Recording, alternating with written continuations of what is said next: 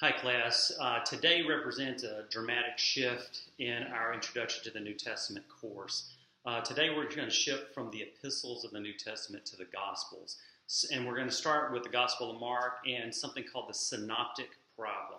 The Synoptic Problem, in kind of the easiest way to define it, is how Matthew, Mark, and Luke relate to each other from a literary perspective.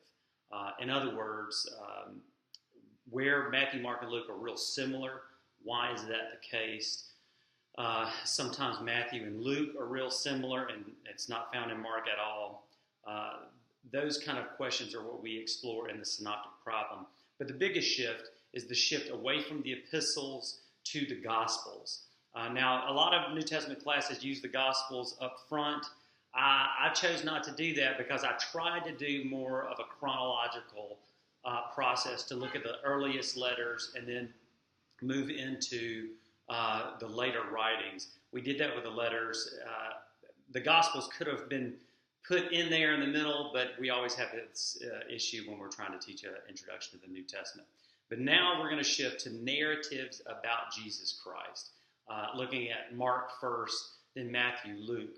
Those three Gospels are very similar. They follow the same chronology, and for some good reasons. The Gospel of John is completely different than those three Gospels. And we call those three Gospels the Synoptic Gospels because you can lay them right beside each other. That's kind of what sin means, to lay beside each other and read them together. The Gospel of John can't be laid beside them because the chronology is different, the stories are different, and even the narratives are different. So the Gospel of John will be treated in and of itself, but for the next couple of weeks, we'll be dealing with the Synoptic Gospels, and this week we'll talk about the Synoptic Problem in general. I hope you enjoy this section. Today I'm in Shaw, Mississippi at Delta Hands for Hope, an incredible organization working with children in rural poverty in the Mississippi Delta. We got to start this organization about 3 years ago. I'm just giving you this because it's important. This is kind of how the gospel comes to life, right? These stories of Jesus, this information about Jesus, as Christian ministers, we're the ones that have to take that text, take that tradition, and put it into action. And we do that in church, but we also do that in ministry and missions in our communities. I'm from Shaw, Mississippi. It's my hometown. And this is one space where that happens, where the gospel grows legs.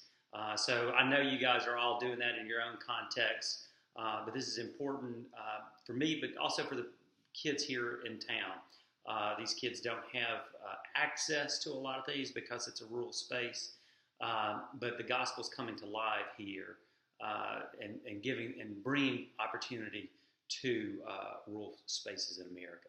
So check out Delta Hands for Hope online. You can also look up Together for Hope.